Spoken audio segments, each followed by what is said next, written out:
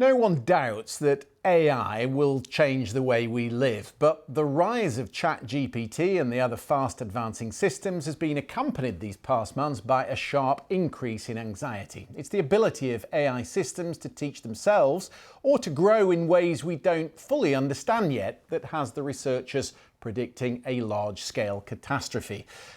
That makes it the business of the United Nations Security Council. And today, for the first time, they began the dialogue about its potential impact on global peace and security. The UK, which holds the rotating presidency of the Council, said the challenge is to mitigate the risk AI presents through coordinated action, while making sure we all benefit from the tremendous things it could deliver. Let's speak to our North America correspondent, Nomia Iqbal, who was watching that session.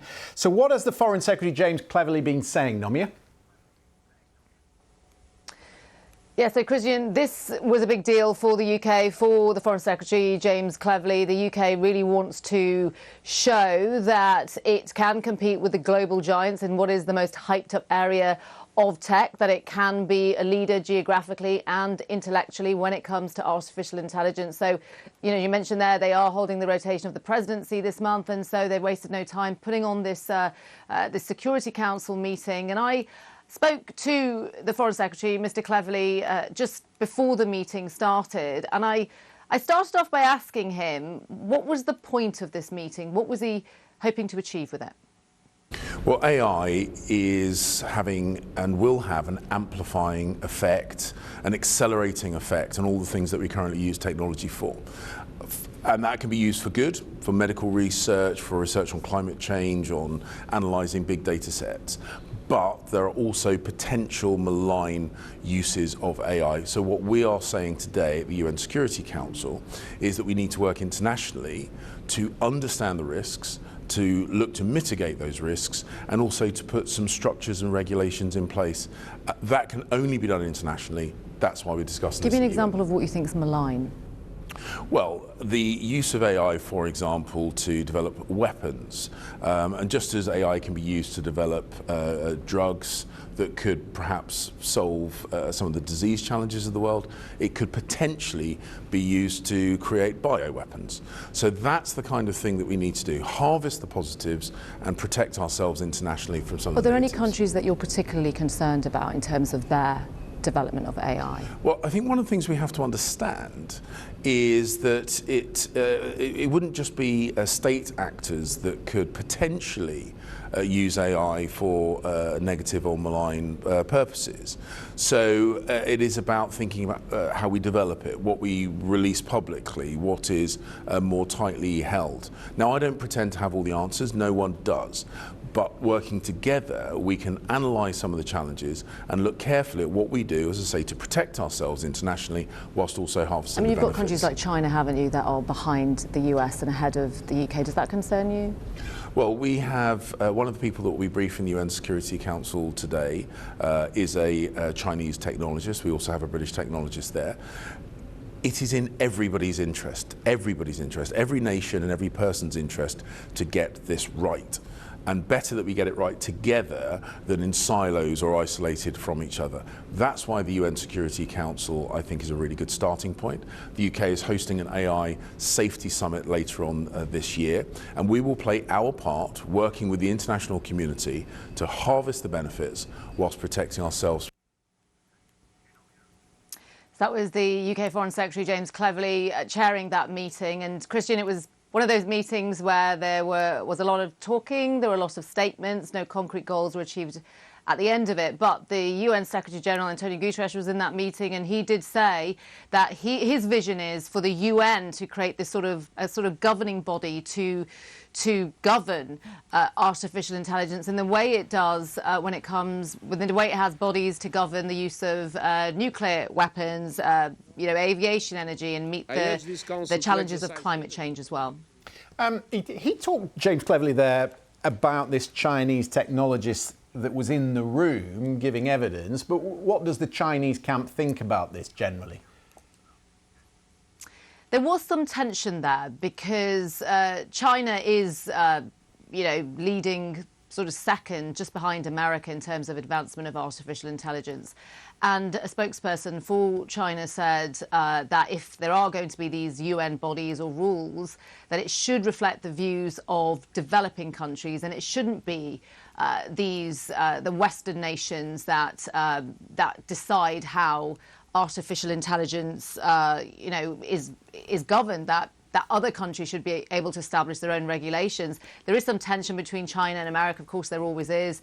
There are some reports that the US is looking to limit the flow of powerful artificial intelligence chips. And there was also, the US in the meeting, they didn't directly sort of address China's concerns, but they did make a dig at China, accusing China of using technology to monitor ethnic minorities.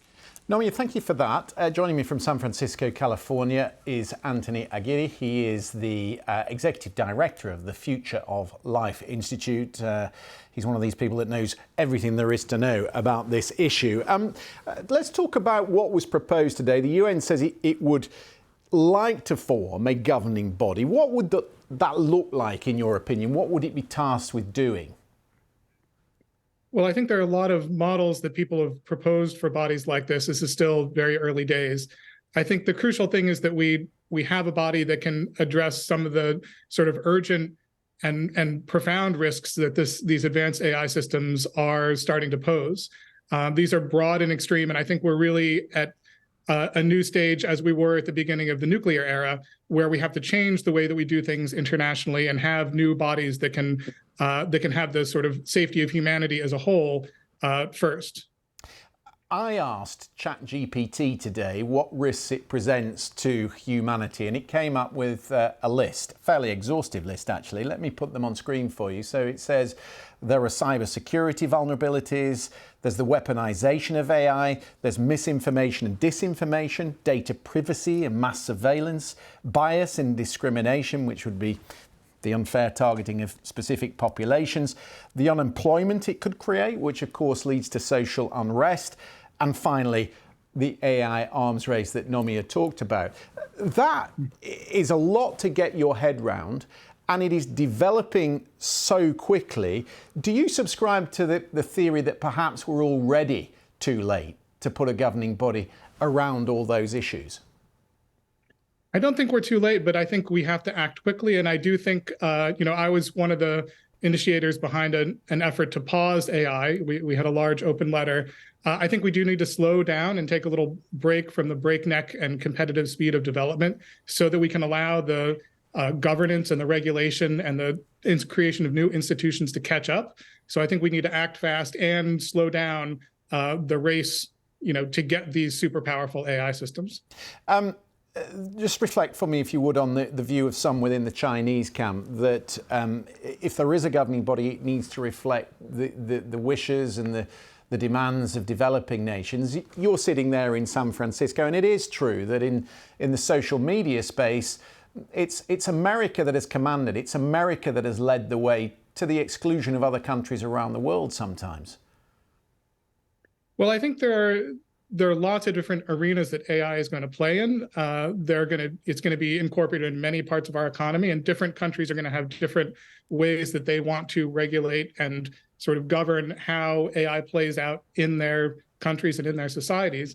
I think there are issues that transcend individual sort of countries and governments, which are the ones that, threaten humanity as a whole. So this, in the same way that the US and the Soviet Union came together during the Cold War to make agreements about nuclear weapons, I think countries are going to have to come together at this very high level and make agreements about the most powerful AI systems and how we're going to keep them safe and under control. But at the moment, China is lagging behind America in the development of artificial intelligence.